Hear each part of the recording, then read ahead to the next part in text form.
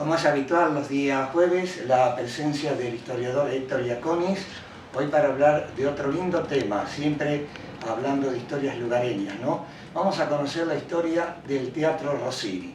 ¿Qué tal, Héctor? Buen día, ¿cómo estás? Buenos días, Raúl. Muchas gracias, como siempre, por este espacio semanal dedicado a la historia del 9 de julio. Y bueno, hoy recorrer algunos aspectos vinculados con la historia del Teatro Rossini del 9 de julio. Bueno, ¿qué podemos conocer, no? Bueno, en principio el origen del teatro, por supuesto, va de la mano, como la mayoría de los 9 julienses saben, de la Sociedad Italiana de Socorros Mutuos, que fue fundada en 1880, la institución actualmente activa más antigua de la comunidad. La colectividad italiana fue la que decidió en 1883 construir la primera sala o el primer teatro, al cual ya se le dio el nombre de Teatro Rossini, que por supuesto es una sala mucho más pequeña, ubicada un poco más hacia adentro de la línea vecinal de ese solar que actualmente ocupa el teatro, pero bueno, una sala bastante más limitada. En 1883 se habilitó la sala y a partir de entonces el teatro se convierte en un centro de irradiación cultural muy interesante, porque la sociedad italiana, que fue la primera en gerenciarlo como propietaria del teatro, se ocupó de contratar muchas obras a lo largo de ese primer periodo. Si bien la primera obra de teatro que se estrena en esa sala fue íntegramente por un elenco nuevejuliense, podemos decir fueron unos de los primeros integrantes de un grupo teatral, que fueron los que presentaron una obra antigua y ya casi olvidada, Flor de un día, que prácticamente creo que no se lleva a las tablas o muy pocas veces, ¿no? Pertenece a un teatro muy diferente, ¿no?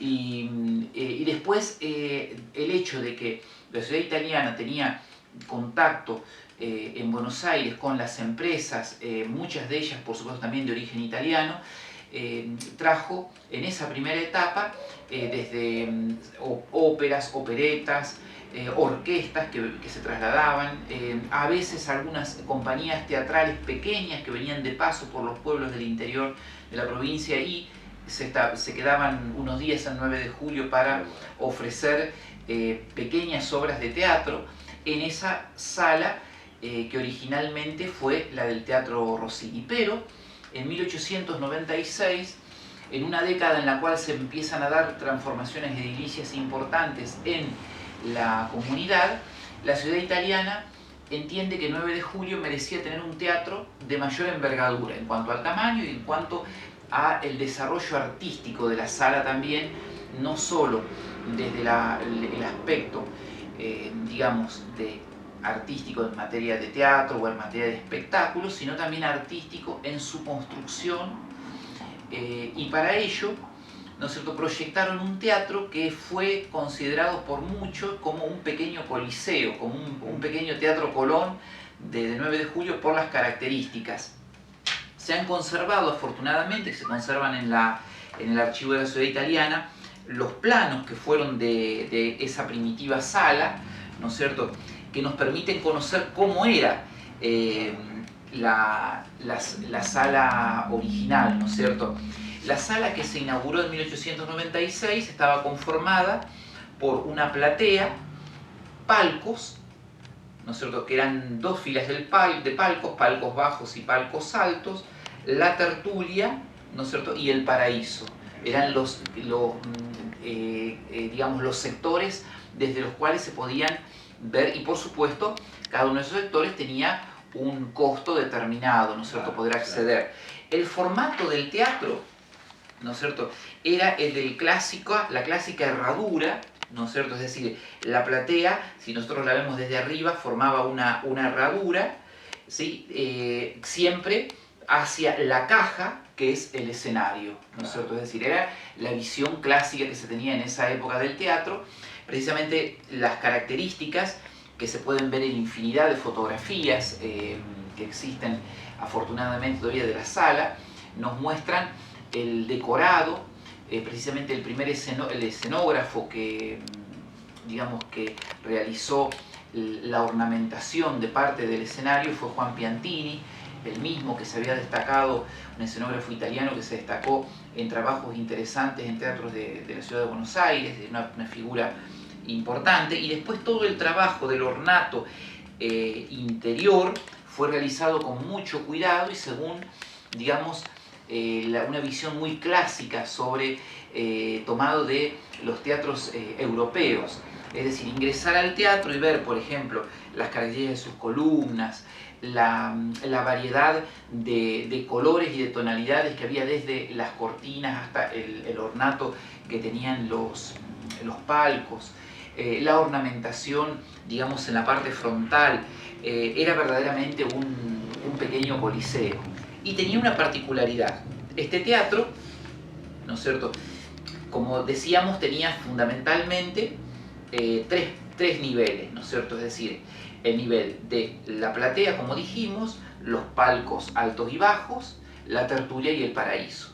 Pero al mismo tiempo, el piso tenía un sistema que permitía, por medio de un crique, el crique estaba ubicado, este plano antiguo nos lo permite ver, ¿no es cierto? El crique estaba ubicado en la parte, digamos, más cercana al escenario. Entonces, el crique era neumático, ¿no? Entonces permitía que el piso se pudiera poner a nivel. El piso se ponía a nivel, se quitaban las butacas y se podían realizar bailes, banquetes. De hecho, hay muchas fotografías de, por ejemplo, cenas y almuerzos realizados en la platea, convertida en un salón de eventos. También para poder hacer bailes, el piso se nivelaba y se organizaban bailes. Los más populares fueron los organizados para carnaval por el Club Orfeón, los famosos bailes del Centro Orfeón, los famosos bailes también organizados por la misma sociedad italiana a comienzos del siglo XX y finales del siglo XIX, y por supuesto banquetes, porque hasta que se construyó más tardíamente el salón comedor del Plaza Hotel, que fue un lugar también escogido, hasta la construcción, que fue bastante más efímera, del Bar San Martín, estamos hablando de recién 1909, el salón o la platea, mejor dicho, del Teatro Rossini, era el lugar elegido para los grandes banquetes oficiales. Ahí se hicieron recepciones, se recibieron a personalidades destacadas del ámbito de la política, la cultura, se homenajeó también a intendentes municipales cuando se producían a veces los cambios o se realizaban. Hay un famoso registro fotográfico que es un banquete en homenaje al intendente Ramón N. Porati, en el cual se puede apreciar cómo los invitados están, mayormente varones por supuesto, como era la costumbre en la época, están sentados en mesas, ¿no es cierto?, comiendo, ingiriendo los alimentos, y después las mujeres que no habían podido participar, porque no les dejaban, porque era un banquete para hombres, observan desde los palcos y de la tertulia, ¿no? Esos registros fotográficos de época. El teatro mantuvo esta condición hasta 1946. En la década del 40, la sociedad italiana cedió a un interés especial del empresario del cine. Recordemos que el teatro comienza a tener prácticamente a comienzos del siglo XX proyecciones cinematográficas continuas. En 1912 ya tenía instalado un cinematógrafo, de hecho tuvieron que adecuar para poder construir la cabina de amianto en uno de los palcos altos de frente, porque en las primeras épocas el proyector se había colocado en el palco, pero no estaba la cabina de amianto. Si se incendiaba la cinta de celuloide, que era muy frecuente que se pudiera quemar la cinta en el proyector, se producía un incendio, que fue lo que ocurrió, por ejemplo, en otra sala, que después la vamos a contar en otra nota, que fue devorada por las llamas, porque un fuego, que es un foco ígneo, que se genera ante la cabina de amianto, que no estaba en condiciones. Bueno, pero es otro tema. En nuestro caso, el teatro se convierte paulatinamente en un cine, ¿no? Es decir, sobre todo cuando la sociedad italiana le da la concesión a la empresa Surro. La empresa Surro es una empresa muy poderosa a nivel regional y provincial, era una empresa conocida de hecho a nivel nacional. Entonces Surro les ofreció, para poder ampliar el teatro, la capacidad de las butacas, ya no para usarlo tanto como teatro, sino para usarlo como cine, les propuso ampliarlo. Entonces adoptó el teatro el aspecto que tiene actualmente, que estéticamente dista muchísimo de lo que era aquel pequeño coliseo, ¿no? Fueron eliminados todas las columnas, fueron eliminados los palcos, se le cambió exactamente, completamente el diseño, porque se quería esa funcionalidad. Es decir, en los años 40 el interés no estaba puesto tanto en el teatro, sino en el cine, en que se transformara el teatro en un cine. De hecho, adoptó el nombre de Cine Teatro Rossini, y como todos los nuevejulienses, especialmente que vivieron en las décadas del 50, 60, 70, el cine fue la función predilecta del teatro, ¿no es cierto? Pero bueno, perdió esa imagen de coliseo, de pequeño coliseo, al estilo europeo que tuvo el Teatro Rossini de 9 de julio. Bueno, qué rica historia, ¿no? Y un final que, bueno, no es muy agradable, porque si hubiera mantenido la estructura, otra hubiera sido la historia, pero bueno, pasaron el tiempo y el tiempo cambió todo en definitiva. Exactamente, quedan algunas huellas interesantes de ese primer teatro.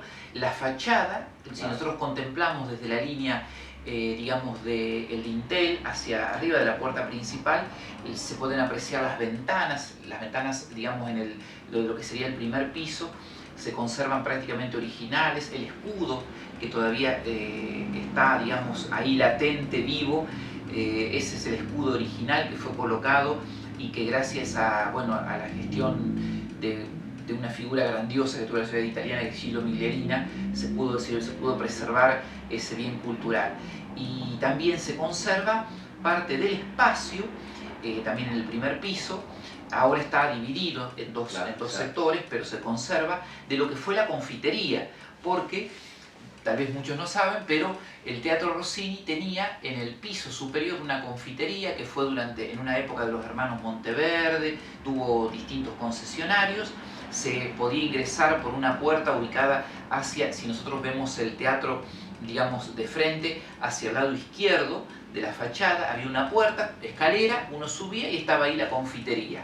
Ahí se hicieron reuniones muy interesantes en esa famosa confitería, en los altos, como se decía, del Rossini, y de hecho ahí se fundó en la década de 1890, finales de los 90, el segundo club social del 9 de julio, en ese espacio. Además se hicieron algunas reuniones interesantes, y también ahí tenía una especie como de pequeña estufa a leña, y que daba calor al espacio. Y bueno, ahí se quemaron unas cartas en una oportunidad en que don Francisco Roca, político lugareño, había recibido una denuncia sobre la gestión de su correligionario Benigno Martínez. Entonces él, en un acto que está muy bien narrado por Bonaventura Vita, en un acto de, digamos, pretender salvar a su compadre y también a su correligionario, quemó en los altos del Teatro Rossini, en la confitería, las cartas que enjuiciaban la gestión de Martínez.